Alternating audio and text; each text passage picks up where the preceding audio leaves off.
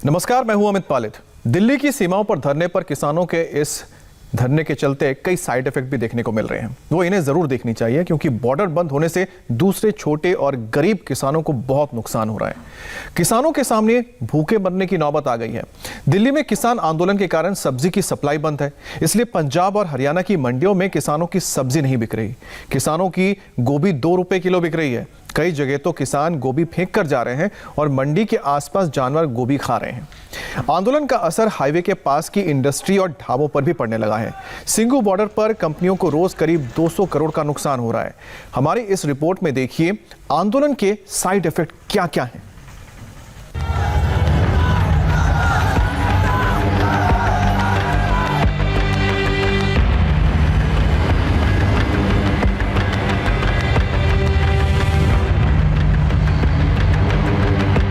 किसान आंदोलन के एक और प्रयोग की रिपोर्ट आई है जो सीधे खेतों और मंडियों से आई है, जिसका डायरेक्ट इफेक्ट खेत में काम करने वाले किसान और आम आदमी पर पड़ा है। ये लुधियाना की रिपोर्ट है। पंजाब के किसानों की गोभी रुक गई। अक्टूबर, नवंबर, दिसंबर में गोभी की जबरदस्त पैदावार होती है। जाड़े की खास फसल है गोभी।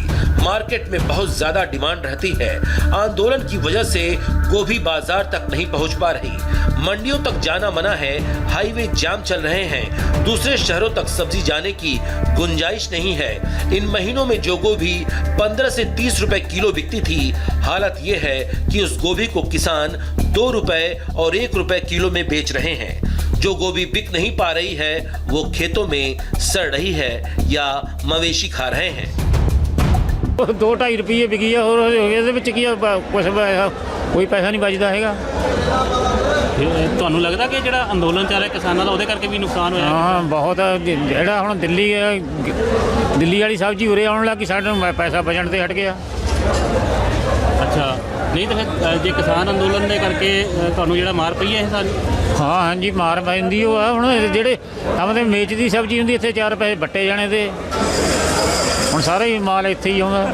ਪਰ ਉੱਥੇ ਵੀ ਤਾਂ ਕਿਸਾਨ ਹੀ ਲੱਗੇ ਜੀ ਤੁਹਾਡੇ ਹੱਕ ਦੀ ਲੜਾਈ। ਹਾਂ ਨਹੀਂ, ਇੱਥੇ ਵੀ ਤੁਸੀਂ ਕਿਸਾਨ ਹੀ ਹੋ। ਇਹ ਨੁਕਸਾਨ ਤਾਂ ਤੁਹਾਨੂੰ ਆਪਸ ਹੀ ਹੋ ਰਿਹਾ ਤੁਹਾਡਾ। ਆਸ ਵਿੱਚ ਹੀ ਹੁੰਦਾ।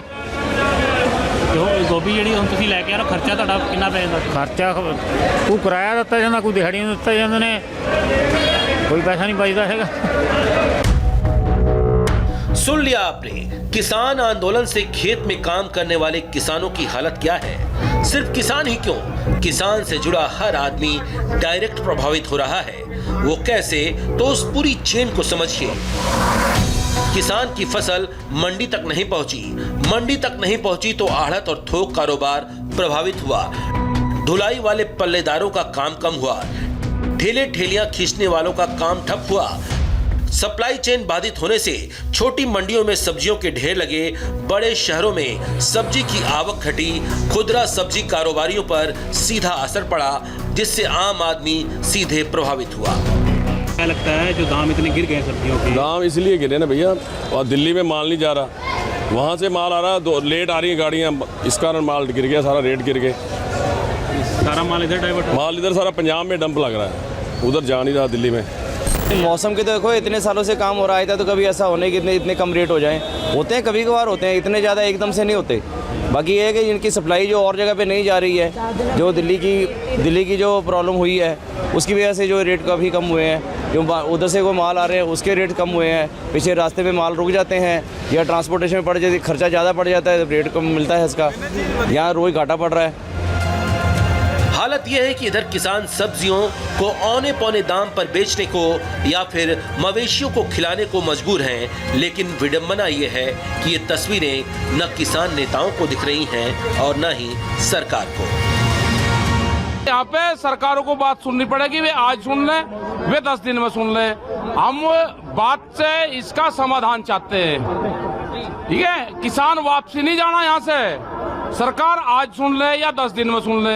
मुझे लगता है जो सच है अंततोगत्वा उस दिशा में ही चलते हुए समाधान का रास्ता निकलेगा। अभी हम लोगों ने कहा है कि बातचीत करने के लिए तैयार हैं। उनका प्रस्ताव आएगा तो निश्चित रूप से सरकार बातचीत करेगी। किसान आंदोलन की एक तस्वीर ये भी है जो आपको अच्छा एहसास दिलाएगी। नोएडा वाली सड़क पर कुछ किसानों ने इसे समझा।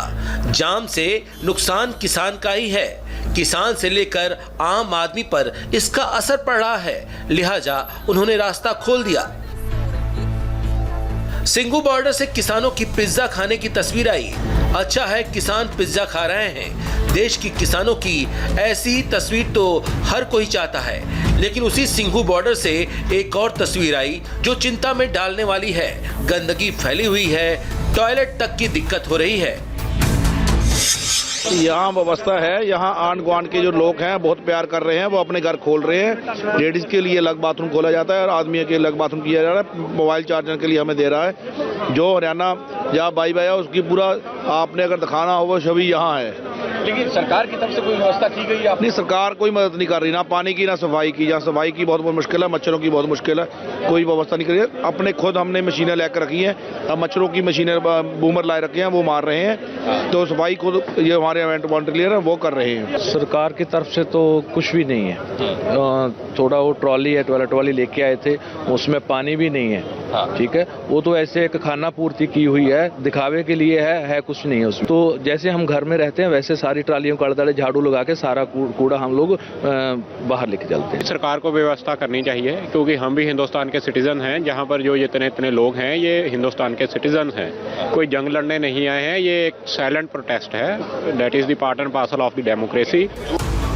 जो किसान भाई आंदोलन में हैं, उनके हाइजीन का ख्याल रखना जरूरी है। इनकी शिकायत है कि हालात बदतर हैं, सरकार से कोई मदद नहीं मिल रही है। दिन पर दिन पारा गिरता जा रहा है। खुले आसमान में किसान आंदोलन कर रहे हैं, ऐसे में इनके बीमार होने का खतरा ज्यादा है। ऊपर से अगर उन्हें टॉयलेट पानी जैसी सुविधाएं नहीं मिलेंगी तो चिंता और भी बढ़ जाती है।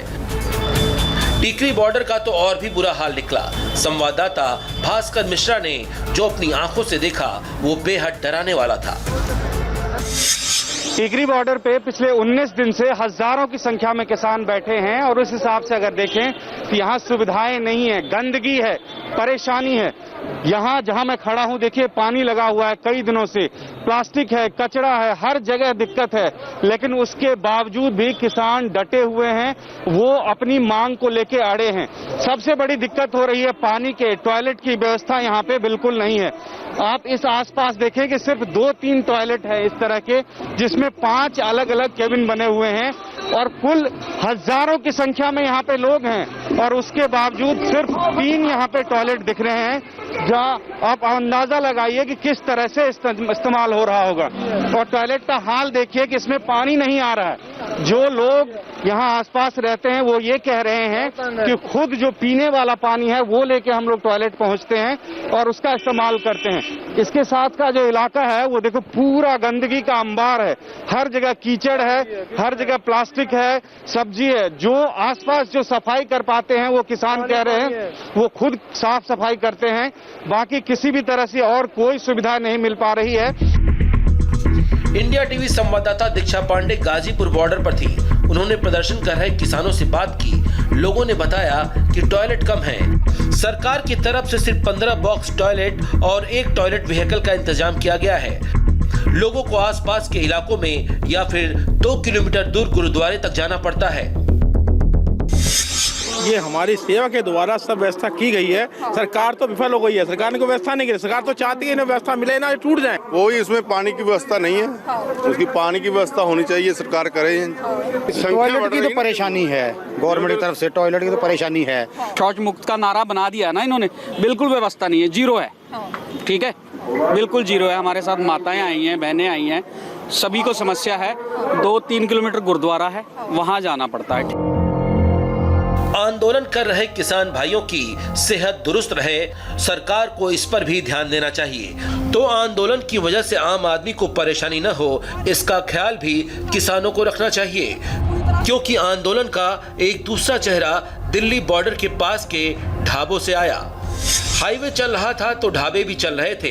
19 दिन से गाड़ियों की लाइन लगी है, भीड़ बहुत ज्यादा है, लंगर चल रहे हैं, सब लंगर में चले जाते हैं। ढाबे के काम बंद हो गए हैं और ढाबे में काम करने वाले बेरोजगार जो कभी सभी को खाना खिलाते थे वो आज दाने दाने को मोहताज हो गए हैं। सिंगू बॉर्डर से रिपोर्ट आई है कि आंदोलन की आग ने ढाबों के कारोबार को झुलसा दिया है। आप खुद ही सुनिए। जब से हमारा काम कुछ डाउन है बहुत, यानी पहले 2000 का था, अब 1000 का भी कम नहीं है। ऐसे कम तो देख रहे बहुत सारे लोग यहाँ पे आए हुए हैं। ये लोग आए हैं, इनके लंगर चल रहे हैं बाकायदा, सब दही दूध हर चीज़ है यहाँ पे। रुकेंगे एक ब्रेक के लिए और ब्रेक के बाद बंगाल की सियासी लड़ाई कैसे इलेक्शन कमीशन तक पहुंची आपको बताएंगे।